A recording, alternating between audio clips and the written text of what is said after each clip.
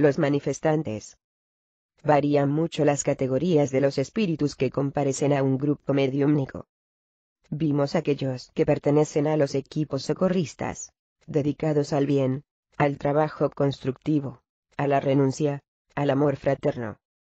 Claro que no son, ni se juzgan, seres redimidos, al umbral de la perfección. Aún traen, como todos nosotros, impurezas e imperfecciones, por lo que combaten sin treguas, en las luchas redentoras en que se empeñan. El propio trabajo al que se dedican, de socorro a las almas que sufren dolores mayores, es uno de los más eficaces instrumentos de autorrescate. Nadie precisa, y nadie debe esperar perfección, para servir, porque, entonces, nunca llegaríamos a hacerlo. En el anverso de la medalla encontramos los espíritus envueltos en dolorosos procesos de aturdimiento moral. No nos engañemos con sus rencores, su griterío, su violencia y agresividad son terriblemente infelices, a respecto de todo cuanto digan o hagan. La coraza de odio de que se revisten no pasa de una defensa desesperada contra la infiltración benéfica del amor. Temen más al amor que al odio, mas lo desean por encima de todo en este mundo.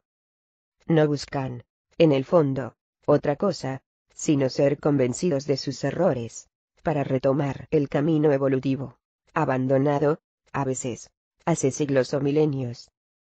Y, cosa aún más extraña, traen también amor en el corazón, aunque sepultado en profundas condiciones de desesperación y desengaños.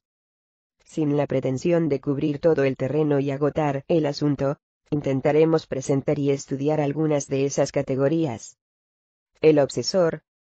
Todo el capítulo 23 del libro de los médiums está dedicado al problema de la obsesión, que Kardec considera, con la lucidez que lo caracteriza, uno de los mayores problemas del ejercicio de la mediumnidad.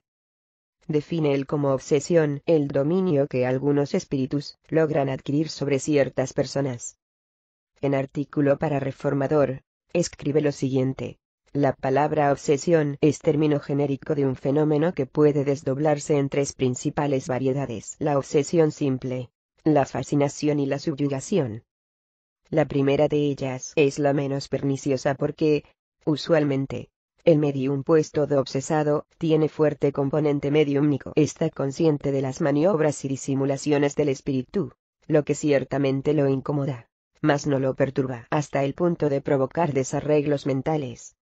Ese artículo prosigue comentando Kardec, para decir que la fascinación es mucho más grave, porque el agente espiritual actúa directamente sobre el pensamiento de su víctima, inhibiéndole el raciocinio y llevándola a la peligrosa convicción de que las ideas que expresa, por más fantásticas que sean, provienen de un espíritu de un elevado nivel intelectual y moral.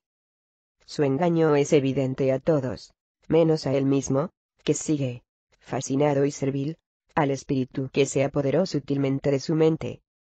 En la subyugación, dice aún el artículo _, Kardec distingue dos aspectos: la moral y la corporal. En el primer caso, el ser encarnado es forzado a tomar actitudes absurdas, como si estuviese completamente privado de su propio sentido crítico. En el segundo caso, el obsesor actúa sobre los órganos materiales y provoca movimientos involuntarios, obligando a su víctima a gestos de dramático y lamentable ridículo.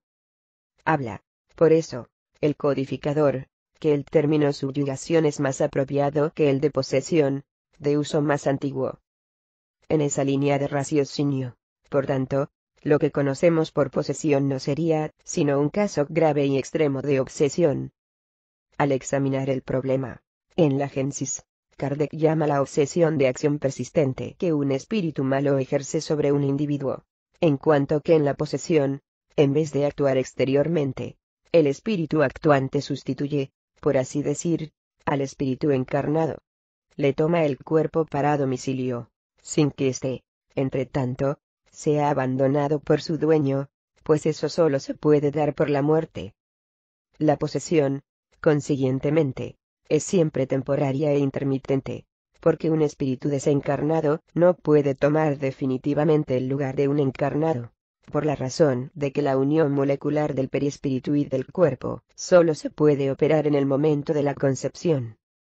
Enseña Kardec, prosigue el artículo, que, en la obsesión grave, el obsesado queda envuelto e impregnado de fluidos perniciosos que cumple dispersar por la aplicación de un fluido mejor, o sea, por procesos magnéticos, a través de pases, por ejemplo.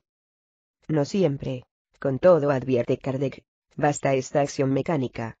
Cumple, sobre todo, actuar sobre el ser inteligente al que es preciso se posea el derecho de hablar con autoridad, que, entre tanto, falla a quien no tenga superioridad moral. Nadie podría describir mejor, en tan pocas palabras, el programa síntesis del proceso de obsesión. El obsesor no debe ser arrancado a la fuerza o expulsado. Él precisa ser convencido a abandonar sus propósitos y ser llevado al arrepentimiento.